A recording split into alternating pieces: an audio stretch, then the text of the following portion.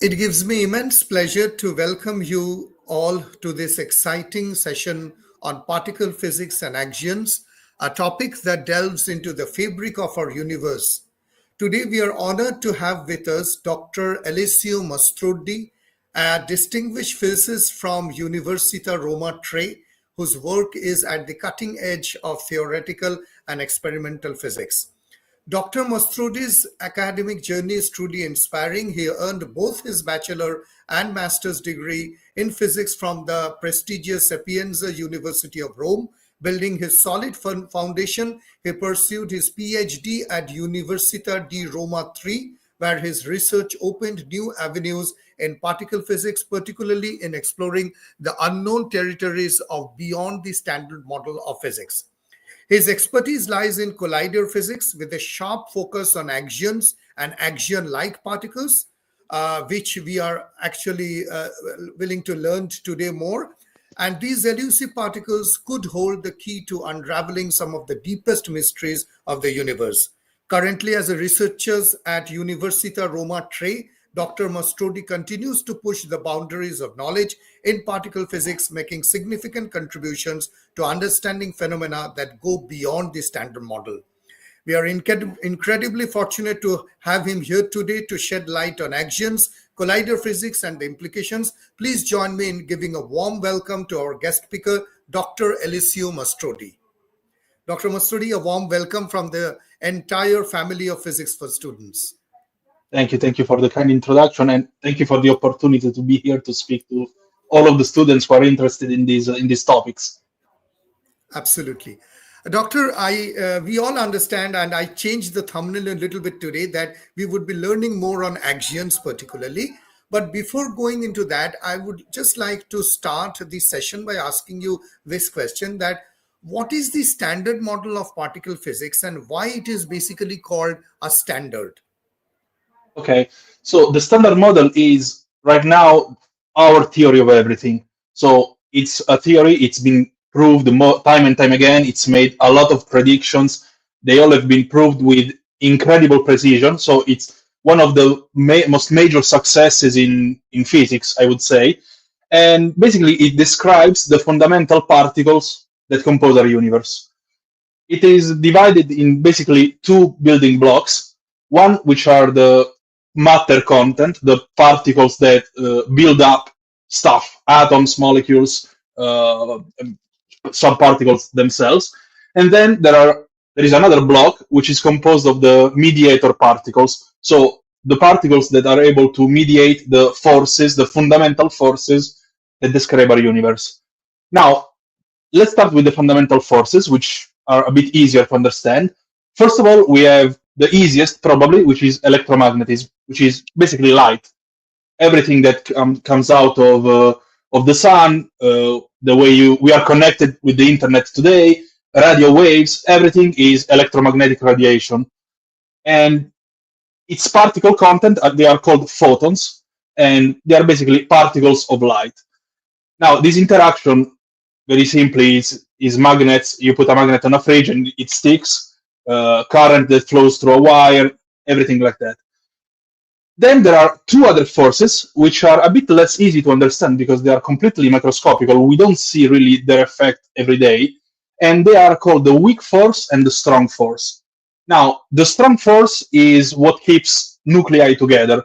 So you have in the nuclei of atoms, you have protons and neutrons, and as you know, protons are all of positive charge, and if you try to push positive charges, the same charges all together, the electromagnetic radiation will try to push them apart because they want to be distant. This strong force is actually what is able to keep the nuclei together, is how we are able to live. And this force is mediated by particles that are called gluons, from the term glue, basically sticks atoms together. And then finally, the weak force is actually opposite, if you want, to the strong force, because the weak force makes particle decay. So if you have heavy atoms, heavy particles, at some point they are unstable and they decay with some processes which are mediated by this weak force. The particles are called W and Z. Now here there is no major significance why. They just needed some letters to call them, so they are called like that. And so in total, photons, gluons, W and Z bosons are what's called the mediator bosons. So they mediate these forces. Then we have the building blocks of matter, which are, as probably most of you know, electrons and neutrinos. And then there are the quarks. The particularity of these particles is that they come into three families, into three almost exact copies. All of these copies have the same properties exactly, except for their mass. Each family is a bit heavier than the family before. So in total, we have three copies of quarks, three copies of leptons, which are electrons and neutrinos, and nobody seems to understand why. I mean, there is no prediction as to why this must be. We just know that it is what it is. So this is one of the open problems of particle physics, why there are three copies of the same stuff, basically. But yeah, the standard model in a nutshell is this. The last thing I want to add is that in 2012, just a bit more than 10 years ago, we found the last missing piece, which was the Higgs boson, these famous most wanted particles, which had been predicted in the 1960s. So 50 years of physics trying to understand where this Higgs boson was. Finally, we have found it. And in itself, this particle is somewhat of a mystery, if you want, because some physicists are not really that happy with the fact that this particle is different than anything else. It's the only one that has some particular properties. So there is some debate on that, but in total, the existence of the Higgs bosons was one of the topical arguments for the standard model predictions. And the fact that we have found it exactly where the standard model predicted it is one of the most famous successes of this theory. So that is it, basically.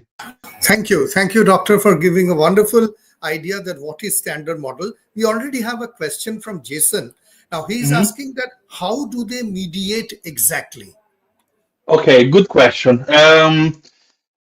The thing is, quantum physics is kind of difficult to imagine because everything you can try to describe in terms of common happenings, common events that you can really understand, quantum physics is not like that. So you can imagine, you can approximate, for example, electromagnetic fields as you have your magnet, which is composed of atoms of electrons, which have some magnetic charge, and your slab of steel, so your fridge where you want to stick your magnet, has another set of electrons with their magnetic charge.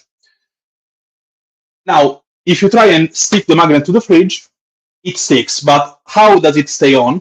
You can imagine that the two electrons, one from the magnet and one from the fridge, they exchange a photon. So it's like currency, if you want. They each give each other a photon in a way. This is what we mean by mediate. Now, the actual process is much more complicated, and this is just a graphical, a pictorial image of what's really happening.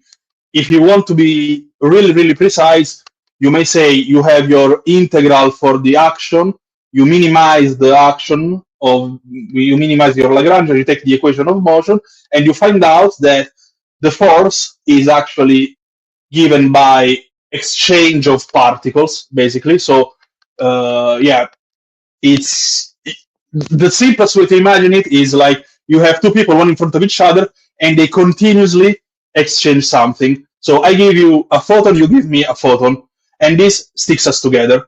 As soon as this interaction does not exist anymore, we may grow apart and we may distance from each other. That is a wonderful, simple explanation. Now, before I go ahead, Doctor, we have two questions coming up. Raghav is asking, sir, neutrino is a chargeless particle, so they were detected by our detector. Good question. So neutrinos were first introduced in the early 1930s, if I remember correctly. And the problem there, you already understood perfectly why they are so difficult to measure. They are chargeless. So you cannot really measure them by usual ways of seeing if they produce a current, for example. Moreover, there is another big problem, and that is neutrinos only interact via the weak interaction that I explained before. And as the name says, the weak interaction is very, very weak. So the rate of interaction is incredibly slow. Neutrinos at first were theorized because people were studying the decay of the neutron. So they were studying neutrons decaying into protons and electrons. Now, if the neutron decays only into a proton and one electron, you could work out exactly the energies of the protons and the energies of the electrons. And then you go to the error experiment, you measure them, and you find out that your results do not match exactly. So how is that possible? Well, one possibility is there is another particle produced which will change your predictions, and this particle must be without a charge, check, incredibly light, if not massless, check. And so, okay, let's try and work out what happens if we introduce this new particle also into other processes. You do all your calculations, and in fact, you figure out that these neutrinos may actually make sense of a lot of possible problems that there were in the 1930s. So at some point, they were originally only a theoretical prediction, but they were so successful, and at some point in the 1950s, I believe, they actually measured them. But when I say measure them, they, of course, cannot measure neutrino directly. You can measure their effect.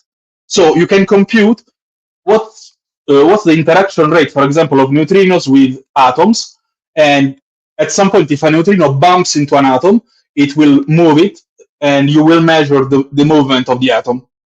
So by measuring this movement of the atoms, they actually demonstrated the existence of neutrinos. So this is just one example of a lot of possible particles that exist that you cannot measure directly. So you have to invent something to see their effect indirectly. So instead of looking directly at a light, you look at the shadow that the light is producing, and you say, okay, there must be a light. Wonderful, wonderful. This is a very lucid and a simple explanation. Great to hear with you, Dr. Alessio. We have another question from Vaji. Sir, if we see the combination of colored charges, there should be 9 gluons in total, but there are 8 gluons. Why? Okay, a bit of a misnomer here. So it's not really there are 8 gluons. There are 8 possible colors for the gluons. Now, once again, this is not something we can understand with a simple example, because this is purely mathematical. So, and this comes from what's called group theory. So the group symmetry of the color charge is called SU3, which is basically similar to rotations in 4 dimensions, something like that. It's, once again, it's really hard to imagine, to grasp conceptually. And this group basically tells you mathematically that quarks only come in 3 colors, and gluons only come in 9 colors. In 8 colors. It should be in theory 9, but due to some symmetry reasons, basically the way you can construct matrices and representations of this group, it comes out that what's called the adjoint representation, so the vector that collects all the gluons basically only has 8 components. It's like the 9th component that should be there is actually a linear combination of all the other 8 before. So in actuality, there are only 8 independent components, and the 9th is just a combination. So I'm sorry that I can't give you a more precise example, but the mathematics of group theory is like this. It's something you have to get like it is. But I was just thinking while listening to you, doctor, that your students are very fortunate to get a professor or a teacher like you, because you explain things so easily. That is really, really wonderful. It's great. Okay, before I go to the part, I have one question which is a little bit off topic, but Mhm. I think we can tell. Raghav is asking, sir, can you tell me something about graviton particle?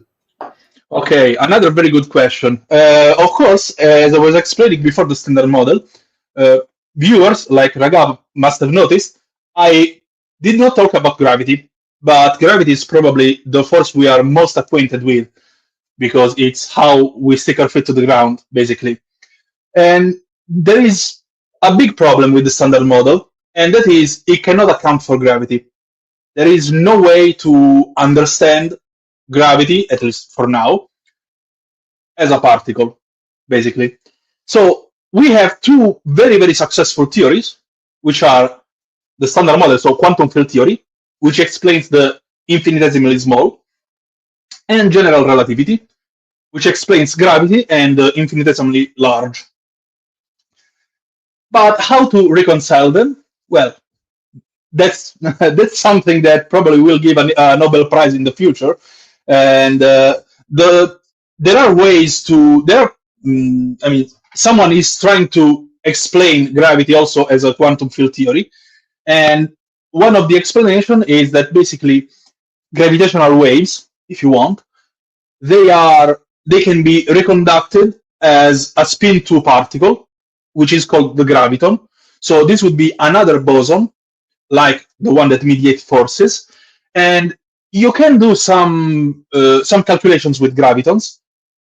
There are some that exist, but the more you go in depth, and the more problems pop out, and it's not really possible to solve them with the means that already exist and the means that solved already all problems that popped out in the building of quantum field theory. So if the graviton is real. So in actuality, you should say if a quantum field version of gravity exists, probably we should find it in with a different paradigm than what we use to search for quantum field theory of particle physics. Because as of right now, I mean, there seem to be more problems than solutions. Now, I'm no expert in this field, so I will try to to find some literature to suggest to the viewers maybe later. But as of right now, the graviton is purely hypothetical. Let's say gravitational wave exists, and it's been an amazing result. But describing them in terms of particles is still in the far future. Absolutely. You told it rightly that it is more of a problem rather than a solution. We'll Yeah. go ahead with the next part, but here is an interesting question from Jason. Is asking if light is allegedly massless with no extension in reality, what is being exchanged? Okay. So light is massless. This is measured basically. This we know with incredible precision, and it's once again the exchange image is a bit maybe misleading because it's something that really that's happening but not really happening. Once again, quantum stuff is weird. Basically, that's the that's the main message. And so you can have massless particles, and of course they exist. Light is massless. In theory, the problem with massless particles is that they are, in a way, everywhere and every time, because, well, you can put them at rest in any reference frame, so they don't really experience time passing. They go in the light-like cone, everything from the usual special relativity sense. But you can also gluons, for example, they are also massless, and there is a constant exchange of gluons in the nuclei. The thing is, once you go so small that you go into the quantum realm, so to cite some movies that have come out recently, there is all sorts of weirdness going on, and basically there's this stuff that once you go to such small distances, uh, you can have these random fluctuations where basically a gluon or a photon or any particle pops out of nowhere, and then it's reabsorbed into nothing. That's basically it. And the existence of these nothing, these virtual particles that exist only for a very, very, very short period of time, it's what makes these interactions happen, basically. So, once again, the image of two people exchanging money together, okay, that can make sense for a very brief period of time, but you should imagine that it's just a constant this constant exchange with nothing into particles into nothing that really mediates this interaction. Now, mathematically, this can be explained in a much more precise way. Now, I'm just using words, so some approximation must be made. Absolutely. One question from Abhishek is coming up. Abhishek John is asking, sir, is there any chance the four fundamental forces are interlinked? Okay, so we know for sure that the weak interaction and the electromagnetism are interlinked, or at least were at some point. In fact, they are usually defined as the electroweak force, because there was a time when, and this time I'm telling you is, I don't remember the number exactly, but 10 to the negative 20 seconds after the Big Bang. So we're talking something like that, where electromagnetism and the weak force, they were actually manifestation of the same thing. So they were united into a larger force called the electroweak force. And then the Higgs mechanism started. That's why the Higgs boson was so important. And the Higgs mechanism basically spontaneously broke this symmetry. This is a physical term that means you had a symmetry before and you don't have it any longer after, because of something that's going on. And this breaking of the symmetry means that now the electromagnetism and the weak force are no longer two aspects of the same metal. Instead, they are two different forces. Now, if you can, this result is also predicted in a way by the fact that the coupling constants, which are basically the force with which the interaction is exchanged, so how strong is the interaction, if you want, well, they are called constants, but actually they're not really constant. They change in time. And in particular, they evolve depending on the energy of the system. So after the Big Bang, there was a lot of energy. And so these constants were a bit different. And if you try and compute how these constants evolved for the electric charge, for example, and for the weak charge, you find out that at some point they interlap. And so you say, okay, at that energy, they were actually the same thing, basically. They had the same value. They were the same force.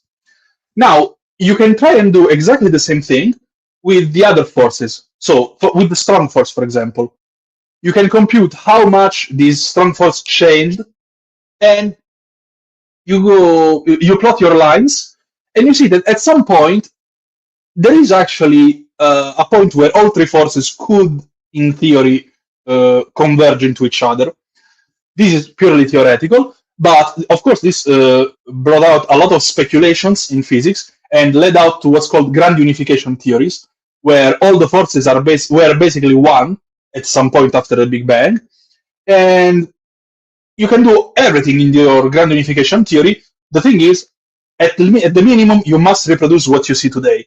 But then anything goes. So grand unification theories were also used because they could explain a lot of possible problems of quantum field theory. For example, some problems with the Higgs mass, some problems with why particles have the same charge even if they, in theory, do not speak to each other. A lot of possible solutions. But once again, once you go into these exotic problems, sometimes they bring out more questions than answers. And so grand unification theories, they still exist, but they fell a bit into abandonment, because now it doesn't seem like they actually were two faces of the same metal. But in theory, there are frameworks in which you could unify strong interaction, weak interaction, and electromagnetism. For gravity, once again, totally different problem. We cannot approach it in the same way. So as far as I know, there is no unification with gravity. but I could be wrong about that. Okay, we come to the next question, and then we will start with your favorite, and we are actually also willing to know if you can just let us, doctor, that what were the limitations in quantum mechanics and relativity that led to the formation of quantum field theory? Okay, so the way quantum mechanics works is basically founded on Schrödinger's equation. So you have your wave equation that describes matter, and you have this wave function that evolves in time, blah, blah, blah, everything we know from classical quantum mechanics.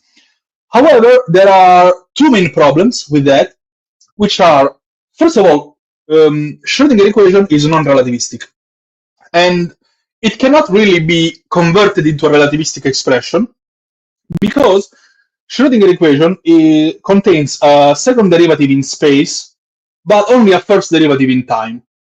And in special relativity, space and time, they change with Lorentz transformation, they change in the same way. They are completely related. So there is no way for Schrödinger equation to be applied, to be brought directly into a relativistic framework. Another problem, which is a bit more technical, if you want, is that classical quantum mechanics cannot cope with a different number of particles. So in classical quantum mechanics, you have some number of particles in the beginning, and you must have the same number of particles in the end. There is no change allowed, because there is no way to account for these changes. However, in physics, there are processes that do not obey this rule. So how do we explain them? And the solution came from Paul Dirac in 1928, and he was the first to propose a different description for electromagnetic processes. So instead of using Schrödinger equation, he started from a different mindset. So he started directly to find an equation which would be good for special relativity. So it must have the same order of derivative in time and in space. So that's your starting point. Then you start adding up all other properties of electromagnetism. So you have your currents, you have your interactions with potentials, you have everything that you know. Basically, you want to reproduce Maxwell equations. And just as a consequence of that, once you start plugging in all of these properties, you find that if you treat particles as excitations of fields, basically, so instead of waves, they are a field, so basically a sheet extended in all space-time, and there are some ripples in this sheet, and that's where the particles are. This is the simplest way to imagine. Once again, a bit approximate, but it's okay. So if you treat particles as fields, you can understand that now the number of particles can change because a ripple here may flatten and create more ripples somewhere else.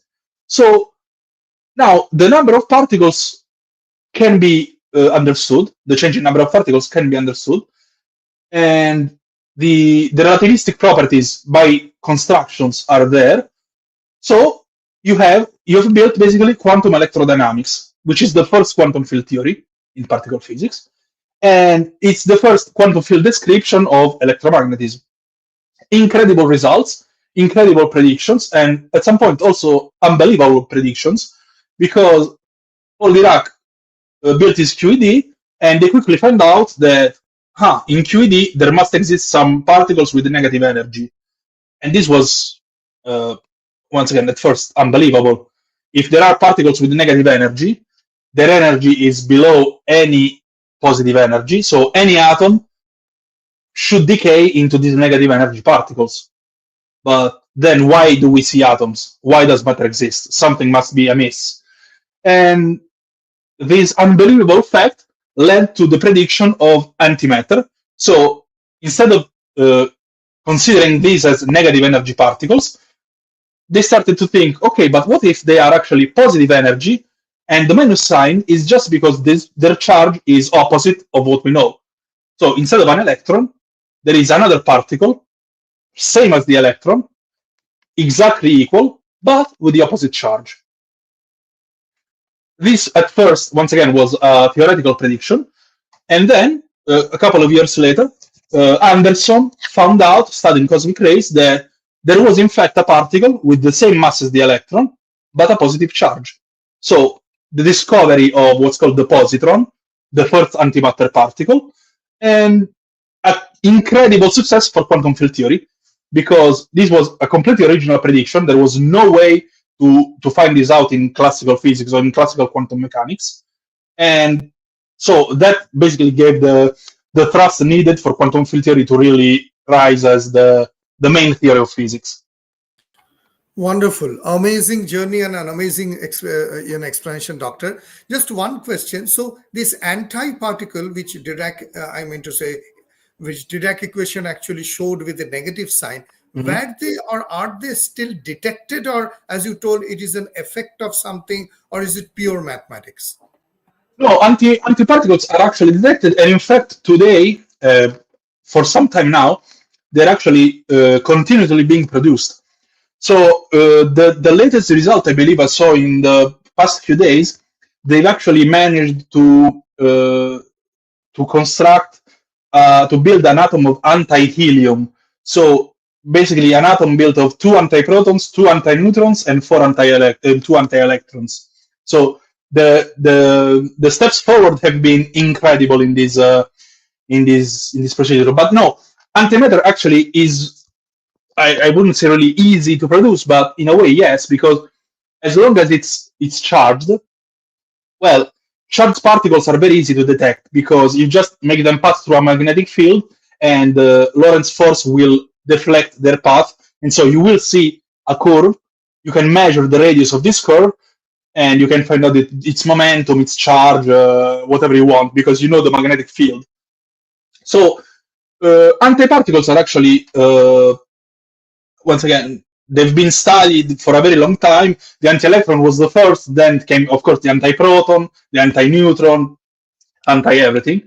And in fact, at some point in colliders, so experiments that make particles smash into each other, at first they were using just particles, but then they thought that it's actually better for some experiments to see some particular results. It's better to use to smash particles into antiparticles rather than particles into particles themselves. So the technology for producing them is well understood for quite some time now, and yeah, so they can be measured. You could hold for a vial of antimatter in your hand if you wanted, in theory. Okay, we have 2 quick questions. After that, we go to QCD. Bitastro is asking, Professor, is this true that during the early age there is one single fundamental force? Well, we don't know. Short answer is we don't know. The early age is also something which is not well understood, and in fact, the scope of particle physics is to study events that have such large energy that they only could have happened instants after the Big Bang, so the very, very, very early age. However, the technology only allows us to go up to, let's say, 10 to the negative 25 seconds after the Big Bang. What happened before, we don't know. We have theories of that. As I explained before, the fact that forces may converge into the same point, it may indicate that at some point all forces were one, but there is no proof of that. Well, also for some, this is not really my field, but for some more cosmologically minded people, you may already know the problem of inflation. So the incredibly fast expansion of the universe instants after the Big Bang, and that basically completely ruins, if you want, or makes you change all of your conceptions about your theory, because if you take into account inflation, you cannot really just plot your lines back all the way up to the Big Bang. At some point there is inflation, so whatever happens there, it's a very, very big mystery. Nobody knows that. So Still an open question if you want. I understand. Another quick question. I think we can ignore the second part of the question. What is the difference between matter and antimatter? Okay. Once again, the only difference between matter and antimatter is one property. So basically the electric charge. In general, it can be any charge. So for example, let's look at the electron and the anti-electron. The electron has a mass of however many kilograms, 10 to the negative 31. The anti-electron has exactly the same mass. The electron has electric charge in natural units -1. The anti-electron has electric charge +1. So exactly the same properties except for one, except for a charge. Now, you may say, okay, but the neutron is without a charge. So how is it possible to make an anti-neutron, an antiparticle of a chargeless particle? You can do it. First of all, the neutron is not really a fundamental particle. The neutron is composed of 3 quarks. So each of those quarks in turn have their own antiparticle. And if you sum them all together, you get exactly the anti-neutron. Of course, its charge, the charge of the neutron is 0. The anti-charge of 0 is still 0. So you can change that. But there are other charges you can consider. They are called the baryonic number, and they go outside of the scope of the discussion. But in a short sentence, matter and antimatter, they are exactly the same, except for one charge, generically named charge. Depending on what this charge is, it can be an electric charge, it can be a color charge, it can be whatever. Thank you. Thank you. So we come to the central part of our discussion today. Now, Doctor, we understood that the classical quantum mechanics was not relativistic. It could not predict something which is called spontaneous emission. Also, the second derivative of space and time, what you told, it actually led to the foundation of quantum field theory, where particles also, they were no more, they are actually promoted as operators from the concept of fields. Now, coming to quantum chromodynamics, if you can just give us a brief, I mean to say, what were the limitations of the earlier theory that led to the foundation of QCD? Well, the quantum chromodynamics came as the quantum field theory explanation of the strong force. And in the beginning, when quantum field theory was at its very, very start, so Paul Dirac just made its QED theory, there was a theory of strong interaction, but it was still not as understood. So in that time, they were still thinking that the proton and neutrons were fundamental particles, in fact. And just as protons and electrons exchange photons to connect electromagnetically, there must be a way between proton and neutrons to exchange some particle to mediate the strong force. And this particle was thought to be what was called at that time in the 1930s the Yukawa particle, and what we now know is called the pion, which is denoted with the pi, the Greek letter. And so for the longest time, this was the theory of strong interaction. So you have protons, you have neutrons, they exchange these pions and they stack together. But at some point, people started to realize that actually protons and neutrons, and also pions, were not elemental particles, but they were composed of stuff. And so the first experiments basically were smashing electrons into protons, into nuclei, to see what was going on inside of a proton. Well, if the proton is a point-like particle, is a fundamental particle, nothing happens. Just a proton comes out, it gets a kick, and it's ejected with some velocity. However, if a proton is composed of something, an electron can, given enough energy, can smash the proton into its original components, and those original components can go out wherever, and you can compute where they go out. In fact, by doing this calculation, by doing these experiments, they found out that the protons were composed basically of 3 intrinsic components that were called quarks. Repeating the same experiment on neutron, they found out also neutrons are composed of 3 of these intrinsic components. It's slightly different than the proton, but basically the same. So they started to think as these intrinsic components, these quarks, as being fundamental. And starting with that, once again, using group theory, so using mathematics, they started to predict that these quarks may mix with each other either in groups of 3, so 3 quarks, or in groups of 1 quark plus 1 anti-quark, giving us 2 different branches of matter. One which are called baryons, from the Greek for the term strong, so particles which interact strongly, for example, protons and neutrons, and some others which are called mesons, which are composed of only a quark and 1 anti-quark. And now there is no way in this framework to have your composite particles as mediator of force. But if you have group theory, if you have your symmetry, you can construct your mediator by using mathematical tools. So by using the theory of group theory of representations, and you find out that there are some new particles which are called gluons. We talked about it a little bit before, and these gluons are actually everywhere inside inside these particles, because they are continuously there is, if you want, a sea of gluons in which quarks navigate through, and they stick together because of that.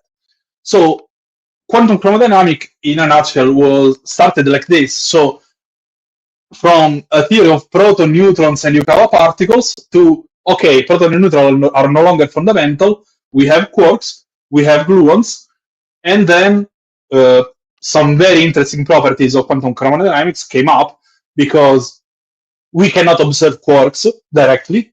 We have never seen them. And at some point, quantum chromodynamics becomes so prevalent that it's impossible to compute with standard method, with standard perturbation theory. So it's different than everything we already knew. It was a completely different topic. Okay, thank you.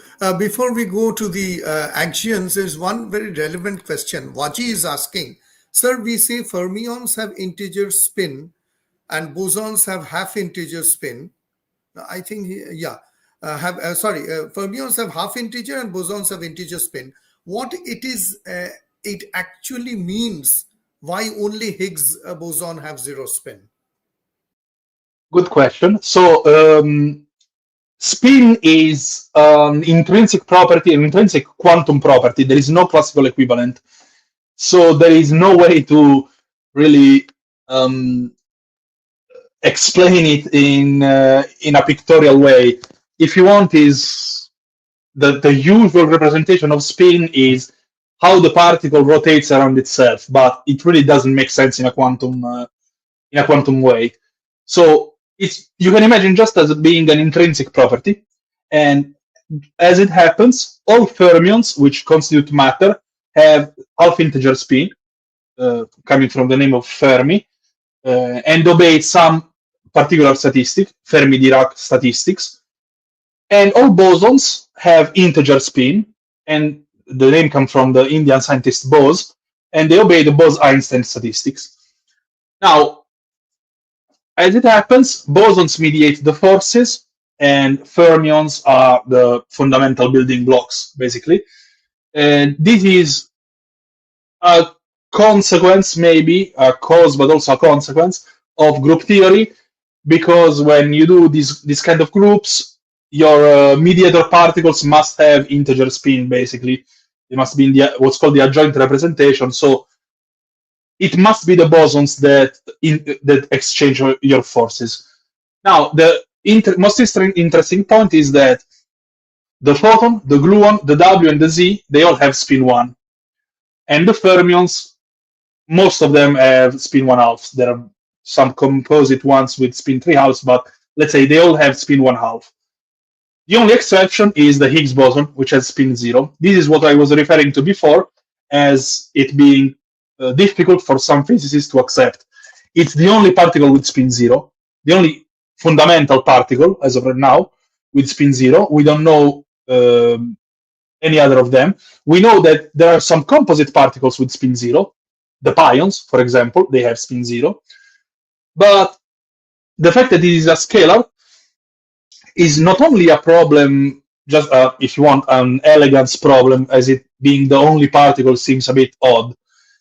There is also a consequence in quantum field theory, because the fact that it is a scalar basically means that if you try and compute, if you try to what's called renormalize its mass, so you do your quantum field theory computations at every order, you find out that there are infinities, you use renormalization to get rid of those infinities.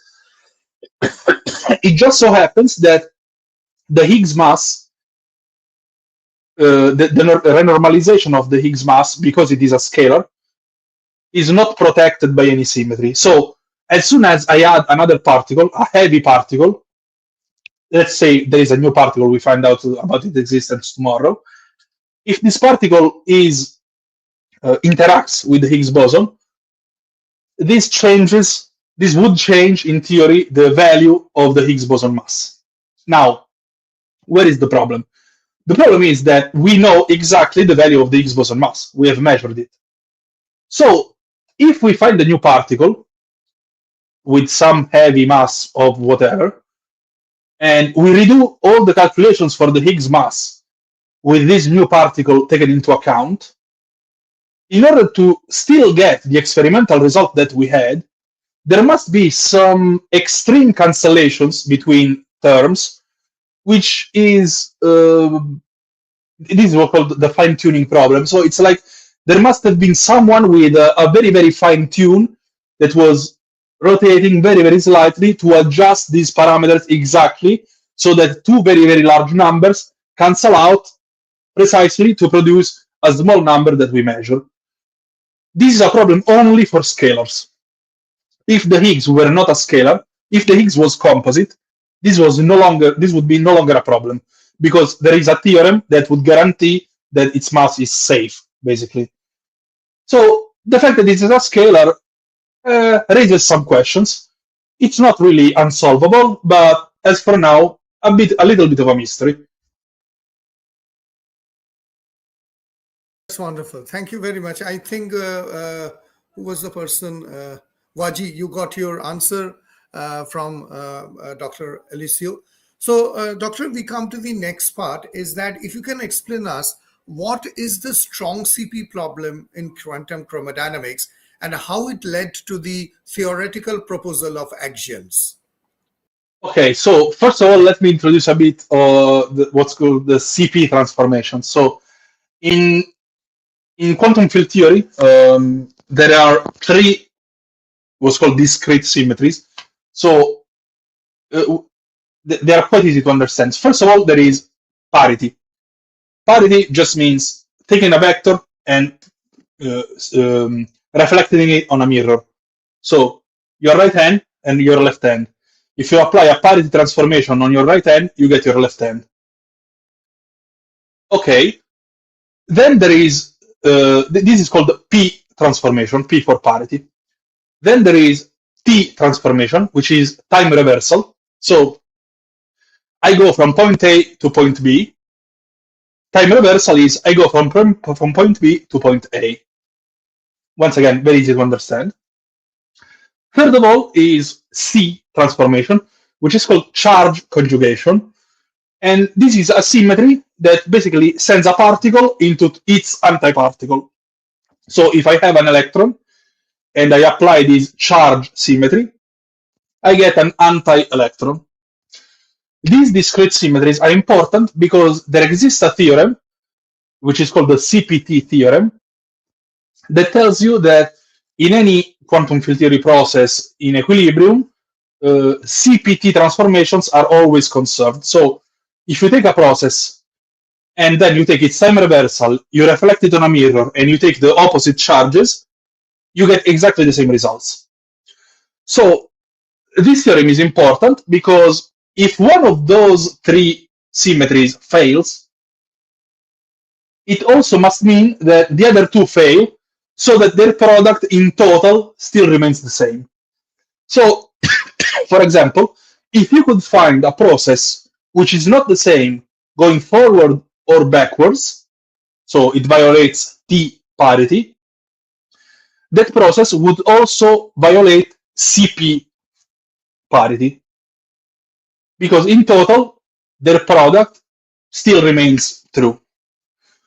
And in the standard model, there is actually an example of that. So there are some processes that are not the same if you do the time reversal, or if you do CP transformations, or just parity transformations. And these are the weak interactions.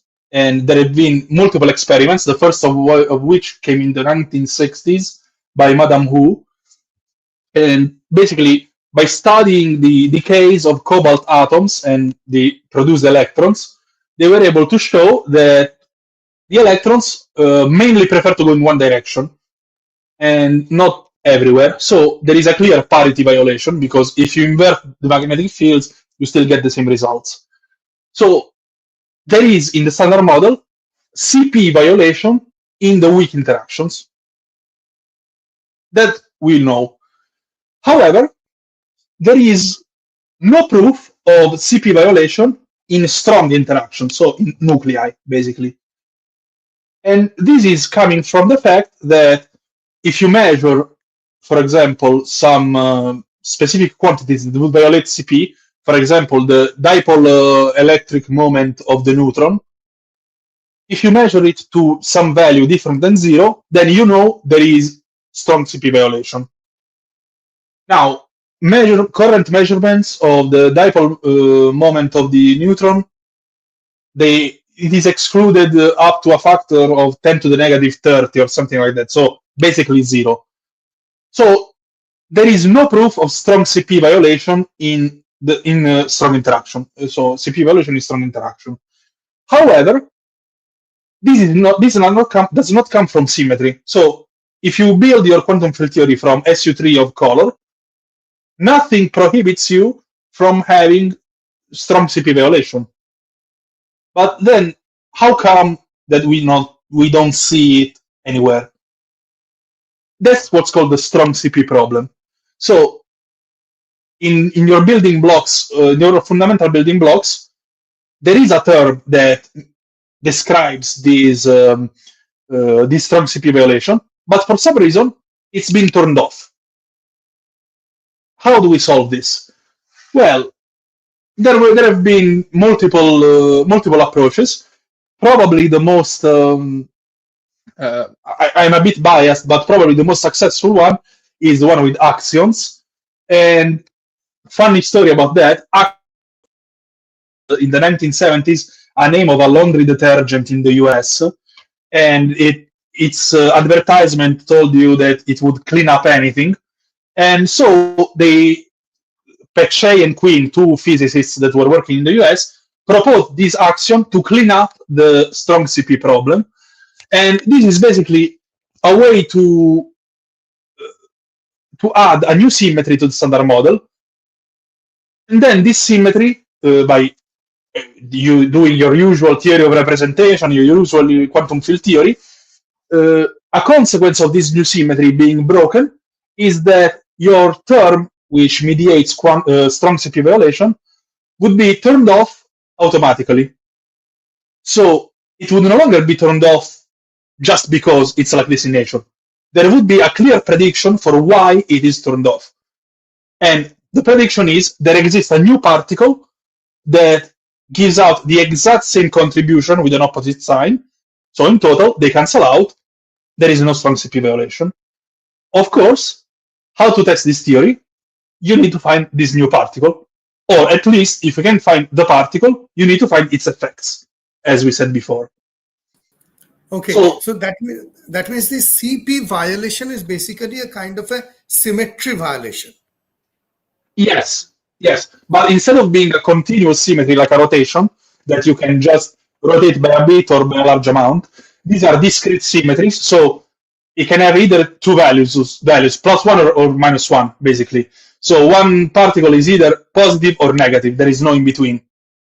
Okay, that means if we can find that axions, then this violation would be stopped, and that would help QCD to find things better, form things better. Uh, can you repeat the question? Sorry, because I lost a bit of a Yeah, connection. I was asking that if we can find the hypothetical particle axions, then it would Mhm. possibly prohibit the violation in terms of the discrete violation, which is the CP violation, exist in QCD. Uh, it's not really that they could prohibit. It's like um, it's more like there is no strong CP violation independently of whether the action exists or not. So if the action exists, it's a nice explanation for why we don't see any violation. If the action does not exist, which is a possibility, then we can either find another explanation for why strong CP violations are not there, or we can just say, okay, it's a factor of nature.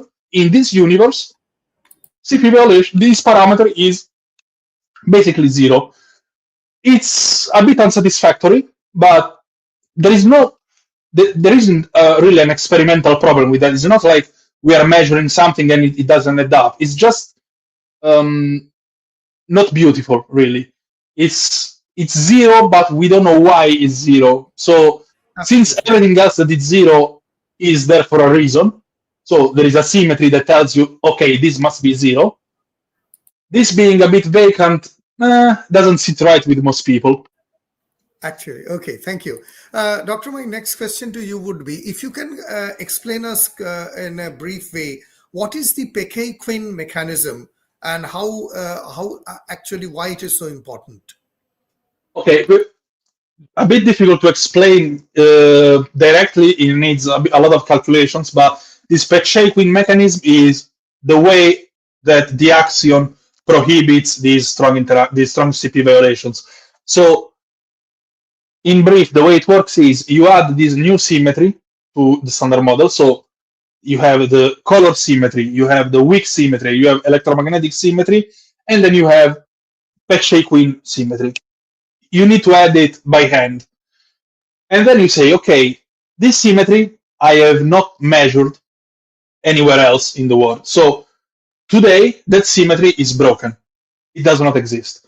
But at some point, it was real, and then it got spontaneously broken. So just like the Higgs boson broke the electroweak symmetry into two parts, the Peccei Quinn symmetry is broken by the axion, so this new particle that's needed to break this symmetry.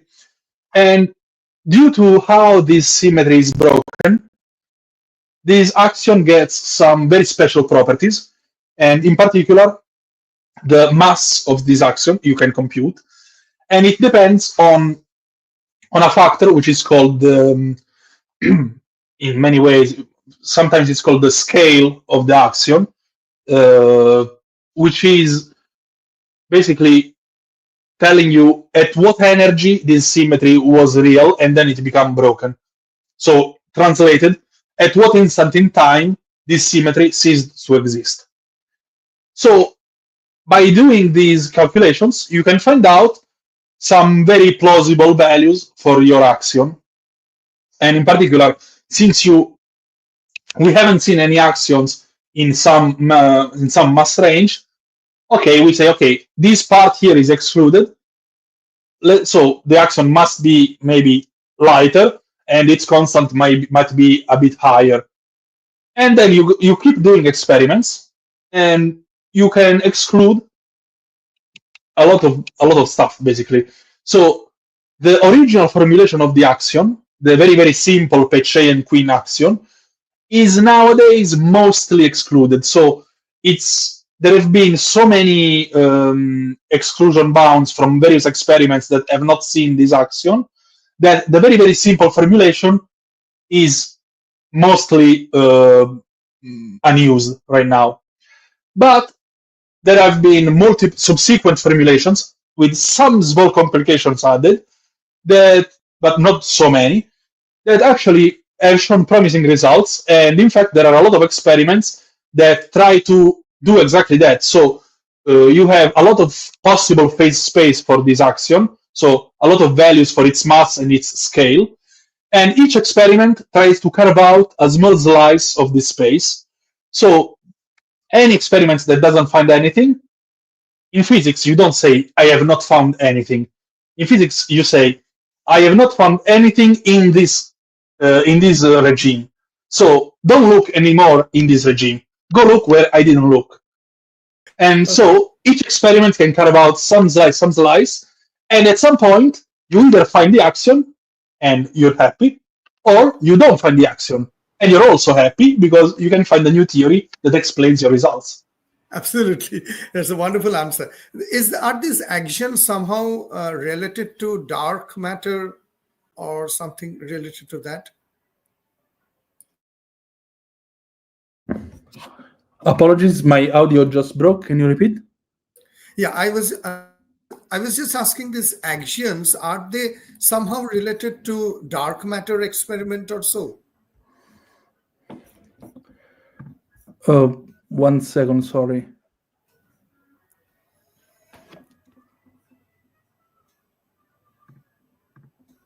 I can hear you clearly.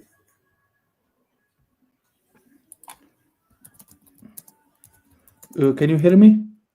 Yes, absolutely. Okay, I can hear you. I don't know what's happening. I'm really sorry.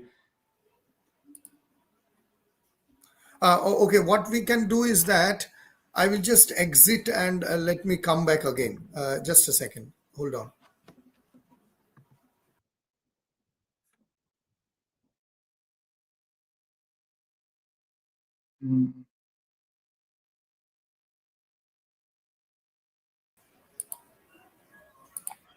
Yeah, can you hear me now? No, my audio is working again. I don't know what happened. So okay, no problem. So I mean to say, are these axions somehow related to dark matter or any experiment of dark matter? Okay, so the very cool thing about axions is that in theory, in the 70s, they could solve two problems with one stone, with one particle, because the same axion that would solve the strongcp violation, in theory, could also be an excellent candidate for dark matter. Now, once again, the QCD axion is excluded basically from existence and is almost certainly not the dark matter particle. However, this is not the full story, because you don't really need the exact QCD axion that solves the strongcp problem. You can imagine that there are axion-like particles, so particles that behave similar to the QCD axion, but they don't really need to solve the strongcp problem. They're just new particles with the same properties as the axion, and those are very, very good candidates for dark matter. Because from cosmological observations, we know that dark matter must obey some properties, which axion-like particles also obey. They must be in a very, very large range of mass, and axion-like particles can have all these possible masses. They must interact very, very, very, very feebly with light and with standard particles. They mainly interact with gravity. And you can build your theory with all of these parameters in mind, basically. So there is a lot of exploration, especially in the last, say, 5 years, more or less, in studying this kind of new particle, because at CERN, after the Higgs boson, we don't really know where to go in a way, because the Higgs boson was the last predicted particle to, I mean, we were sure it must exist. But now there are a lot of theories, but no guarantee, no theorem. So as soon as we find something at CERN, we will all be incredibly happy. Up until then, we must do something else. And these axion-like particles are very, very plausible candidates, also because, once again, as I was saying before, even if you don't find them, it's okay. There is a lot of possibilities. Each experiment can carve a little bit of space. Each of us can give a little contribution to this elimination process. And at some point, if we find something we are done. If we don't find something, there is always something else to exclude. Something else to So exclude. this is basically the physicist's job, is to exclude possibilities. Yeah, we are almost 1 hour, but I would like to take a few minutes more, Doctor, because it's really interesting. A few questions are already there. Before taking this question, what I would like to ask you is that why was the axion originally expected to have a relatively larger mass, and what experiment constrains these two invisible axion models? So the original QCD axion was actually supposed to have a small mass because we basically it had the axion has an inverse relation between its mass and its scale factor.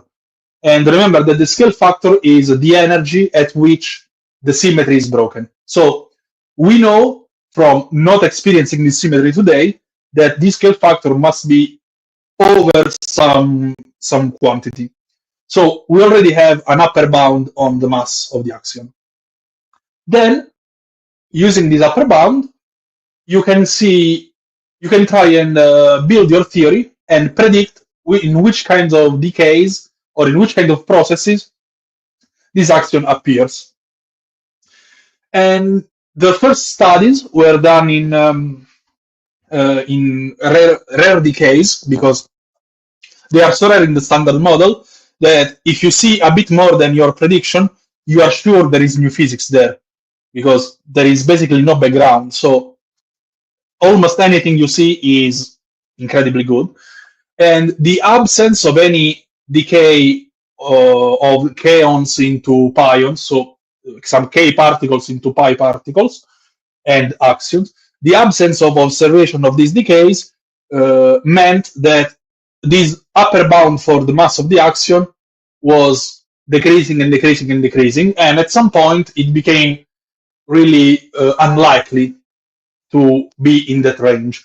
Now, as I was saying, there are two different formulations for today's axion. They are called KSVZ and DFSZ by the name of the physicist that firstly introduced them in the 80s. And I really can't remember them by heart, but if you're interested, a quick search of Google will tell you everything.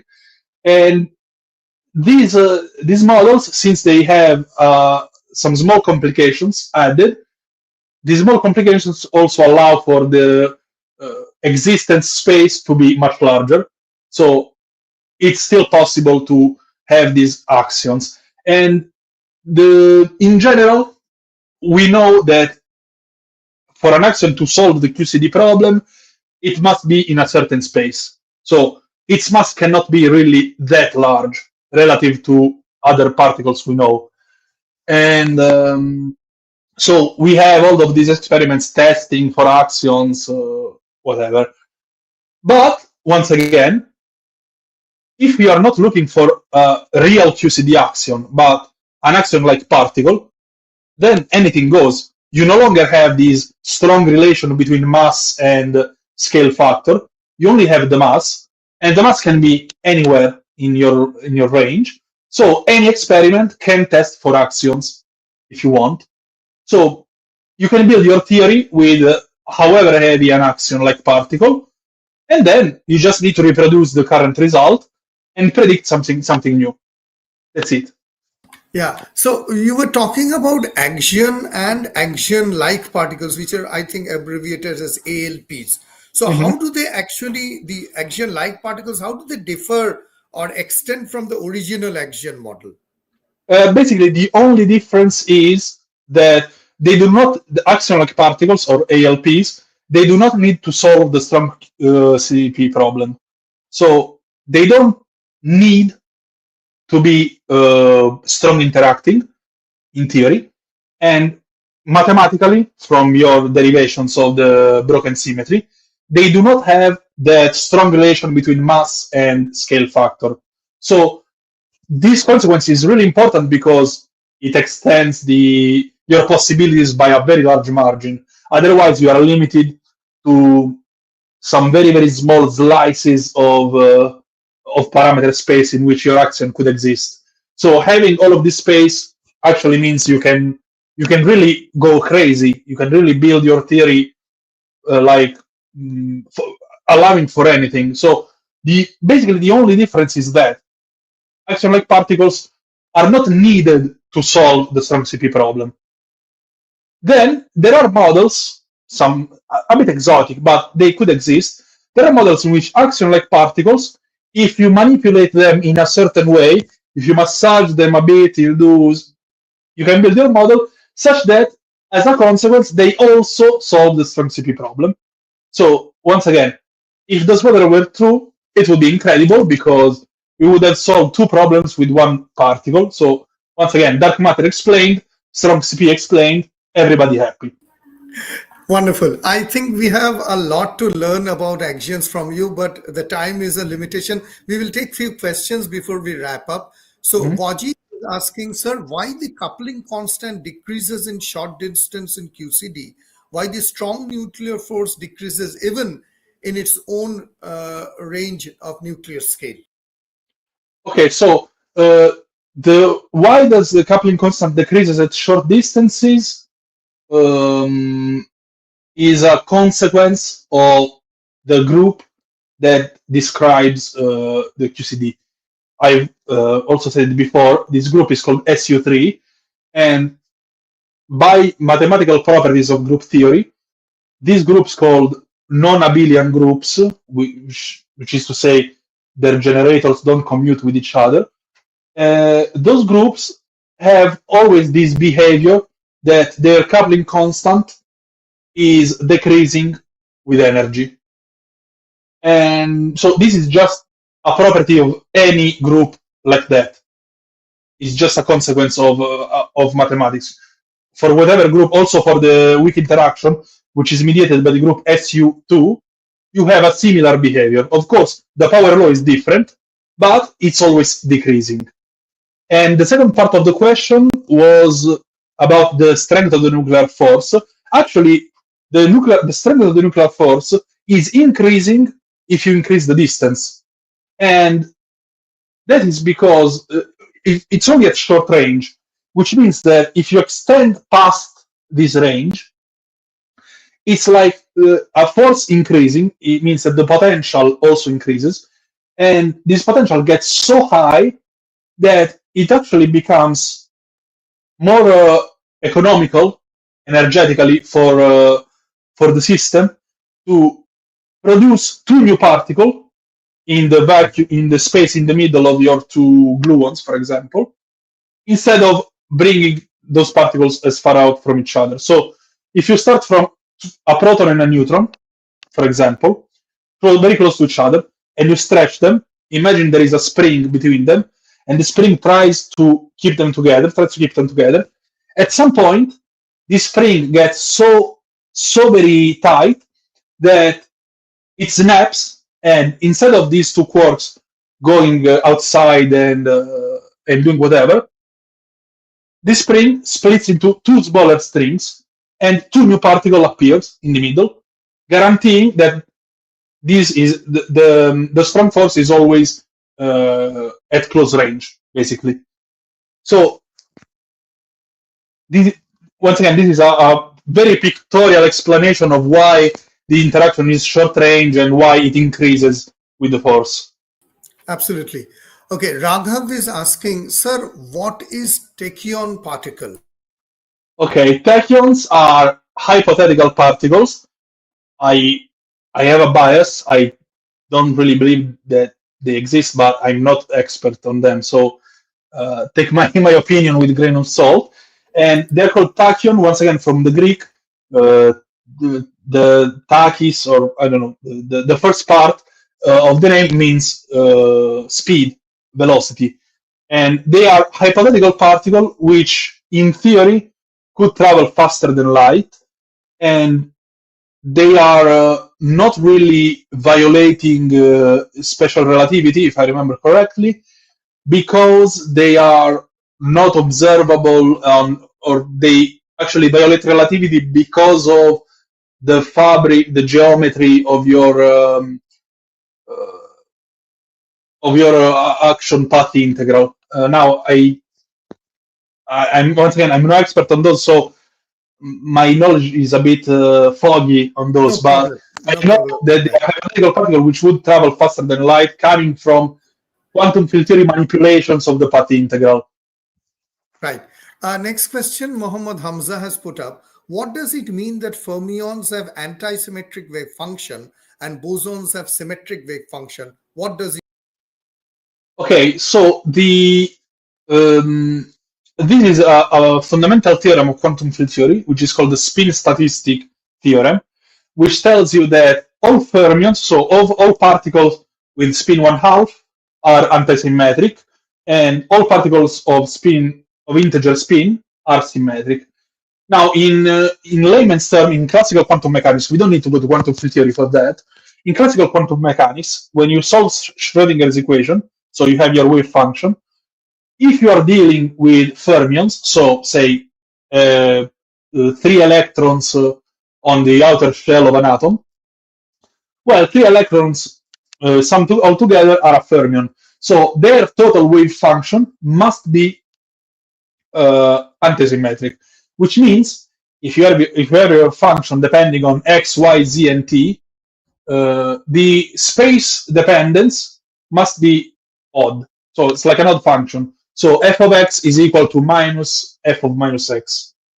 So in operatively, it's something like that. So you need to be careful that your wave function is always odd. Conversely, for bosons, the function is symmetric, meaning that if you change the sign to x, the function must stay the same. So all of your function must be even.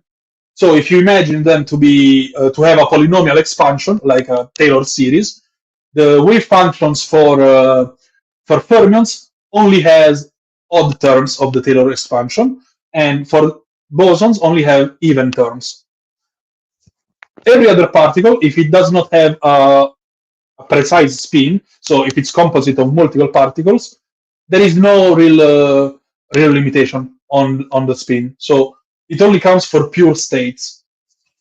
Okay, thank you for the answer. Muhammad Hamza is also asking, electron is considered not made of quarks, but how we reach to this conclusion when we are not able to probe inside electron?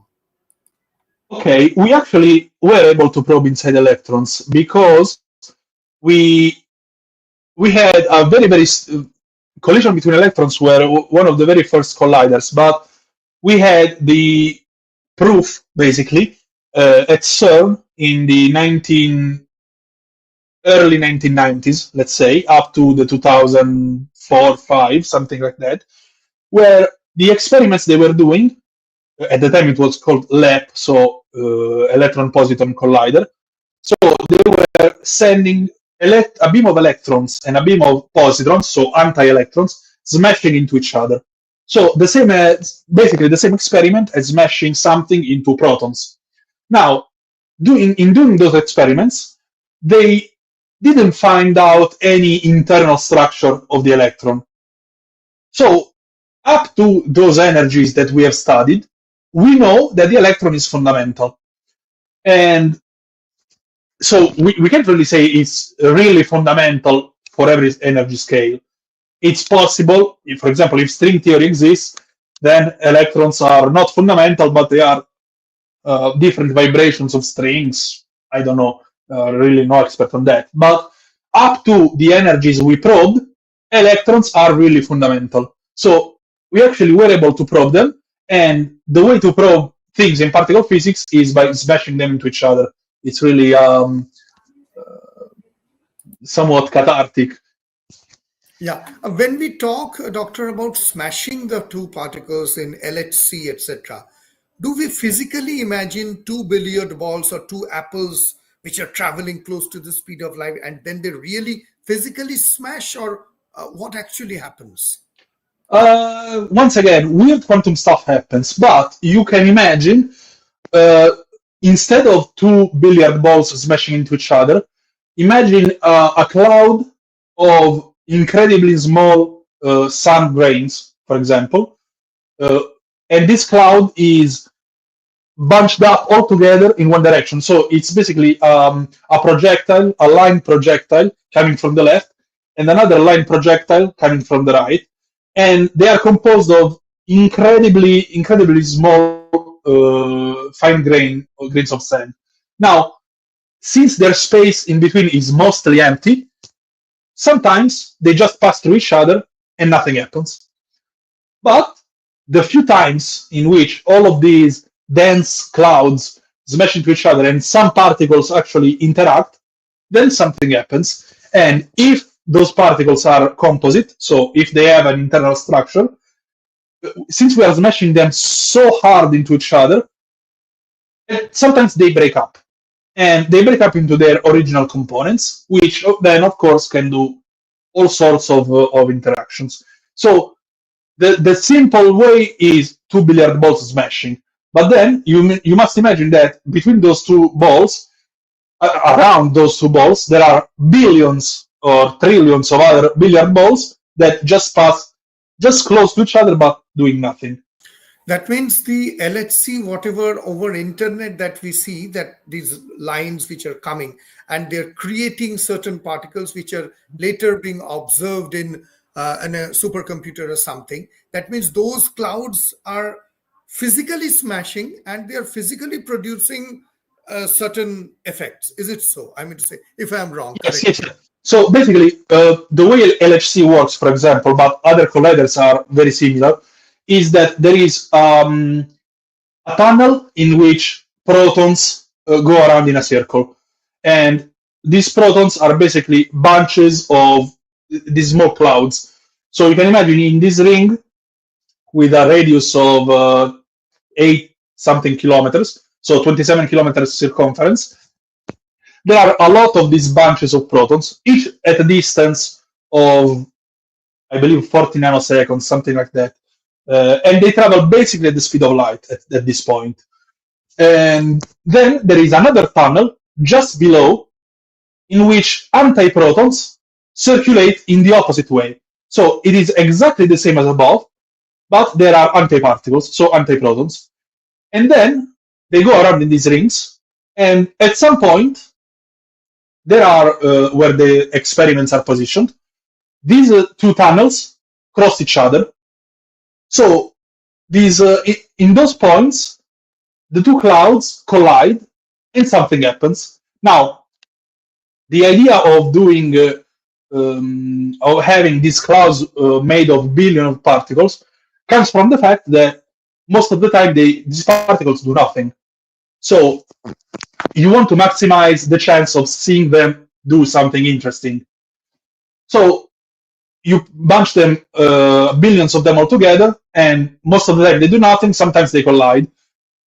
Problem is, if you do this, that when they collide, a lot of stuff collides, and so you not only have one clear track of two particles smashing into each other and something comes out, but a whole bunch of lights of different tracks coming out, and then your intuition, your theory, and your supercomputers, of course, are able to filter out useless information, and by useless I mean something that's completely well understood, something that we don't care about because we already know, and only keeping stuff we are interested in. So from your collision in which you have, I don't know, 40 gigahertz of data, of raw data coming out, you have all of these filters that keep out stuff, and at some point you get your file with all of your only your interesting parts, and everything is filtered out. And that is also how they are able to produce all those nice images of collisions. Of here is how we measure the Higgs boson with those two tracks coming out exactly perpendicular. So, and this is done underground, I think, because it produces an immense radiation, which is not good for human beings or so. The radiation problem is not that large, actually, because most of that is, I mean, yes, of course, it being underground is also good for that, but there is a lot of screenings anyway, so basically no radiation comes out, even if it was on the surface. The main reason for it being underground is that it can, first of all, having a ring of 27 kilometers circumference on the surface means that you have a lot of space that you cannot use for anything else. So politically, that's a nightmare. But also, being underground is much easier to control all sorts of noises, of vibrations, of anything. And also, the way these particles are being able to accelerate close to the speed of light, and they must be bent into this ring, it needs some very, very, very, very strong magnets, which are only able to exist because of superconductivity, and so they must be cooled down to temperature, some of the lowest temperature ever used. I mean, sometimes those magnets are cooler than outer space. So they really they are incredible feats of technology. And of course, being exposed in the sun and of course on any external factor, it's a hassle basically. So it's much easier to control all of these factors underground. But yeah, so in theory, you could build your small accelerator on the surface. Then you have to take into account all possible sources of interference. Basically, it's a matter of minimization of noise. Thank you, Doctor. That was wonderful. I'm sure because Waji has already expressed, thanks a lot, sir. I think there's a lot of questions being asked. And before we close down, one last question to you, Doctor. What actually is your research? I mean to say, I know it is highly technical, but if you can let us know what exactly you do in terms of axions and particle physics. Okay, so in my research in the axion sector is basically into axion-like particles. So as I was saying before, you can imagine these axion-like particles to do whatever you want. The easiest way to measure them is to assume that they interact with light, with photons. So we were studying the effects of the existence of these axion-like particles on some experiments they are doing in Japan. There is a collider called Bell 2, an experiment called Bell 2 in Japan, which is once again smashing electrons into positrons at much lower energies than CERN was doing in the 1980s, but with the advantage that it has much higher luminosity, so many more events happening that we can see. So a lot more of statistics that we can use. And the idea is, if we add the existence of axions into those experiments, what kind of effects should we expect? What kind of effects should we see? So we were trying to basically imagine we were trying to carve out some part of the parameter space of these axion-like particles by trying to maximize the production of the axion. So we were saying, okay, if the experimentalists were actually able to focus their beams in a precise way, given the geometry of your detector, so given what you see and what you don't see, we could expect to see X number of axions. Say, I don't know, 100 axions every year, something like that. Now, if we see that number, we know that the axion must have those properties. If we see a smaller number, then the axion must have these other properties. If we see no number, then the axion cannot have those properties. And then we go on and we try with other properties and we see what happens. Now, of course, since this experiment is still taking data, we are doing simulations to show the experimentalists that if the simulations work and they actually are able to produce interesting results, well, then when the experiment is ready, they can repeat our simulations and see what happens.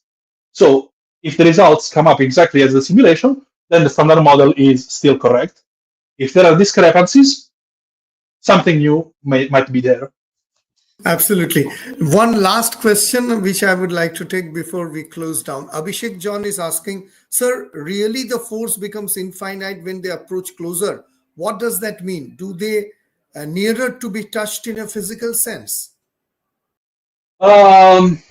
Interesting question. So, for example, this is true for the electromagnetic force, which is, if you all remember, the Coulomb force is 1/r², the usual definition. And so this means that the closer two objects are, the higher the force. Now, at some point, you must imagine that when those distances become so small, you cannot take the smooth limit in like in a mathematical sense, because when the distances become too small, you go from classical physics to quantum physics. So you cannot imagine things still in a classical way. So in those small distances, you must think in quantum terms, basically. And in quantum terms, what's electromagnetism? It's quantum electrodynamics. We said before, Paul Dirac, first quantum field theory. What does Paul Dirac say about two charges being very, very, very close to each other? Well, it says that at some point they can exchange these kinds of photons and they can attract each other. And the forces aren't really infinite, because now this is something weird, but in physics there are no real infinities. I mean, an infinity means you're not describing it properly, because, for example, you may say, okay, but two objects, my magnet sticks on the fridge. Well, okay, they actually touch for what you can see, but then if you go with a microscope, they don't really touch. For example, electromagnetism tells you that at some point, two electrons, you can try and smoosh them together and really close to each other, but at some point, there is the spin statistics theorem, as before, that tells you that they are fermions. They cannot exist in exactly the same state, also known as Pauli exclusion principle. So no two fermions can have exactly the same properties. So at some point, you try to put them together, and physics tells you no. There is this principle that tells you, no, I cannot go any closer. These particles start to repel each other. So my force does not grow infinitely. At some point, it just stops, basically, because there is no longer the classical definition. It's quantum. Doctor, thanks a lot for this wonderful session. I know I have taken a lot of your time. Any last minute message? I think you enjoyed it, isn't it? Yeah, I really enjoyed it. I really like trying to explain these difficult topics to people. It's something I find myself really happy doing. So I thank you for the incredible opportunity. If you want to repeat it, I mean, I'm available. We can do different topics. Absolutely. It has been really. I think so. The viewers have already enjoyed. Abhishek John is saying, thank you, sir, for this podcast. So I think that we can actually deal with, because axion was the central idea of today's podcast. But as you understand, there are so many questions, and I'm happy that the students and the subscribers got a lot of clearance in terms of their ideas, and the way you described it non-mathematically and intuitively, that was great. So I would definitely, in the new year, I would like to re-invite you for another podcast, where I would like to concentrate more on axions, because it's almost 1 hour, 30 minutes, and you have been constantly talking. So thanks a lot. Thank you very much. It has been incredible, because this area of physics is not much explored, and your way of, explaining things are absolutely fantastic. I mean to say, thanks a lot for this, because these are not easy topics to describe. These are not easy topics to explain. Thanks a lot. Thanks a lot, Doctor. We wish to see you soon in the next year with a lot of emphasis on axions. Thank you. Thank you. Great. Okay. Goodbye. Take care. Wishing you a Merry Christmas and a Happy New Year. Although we will be in touch in WhatsApp on call. Yeah. Thank you. Thank you very much. Thank you. Thank you. Bye.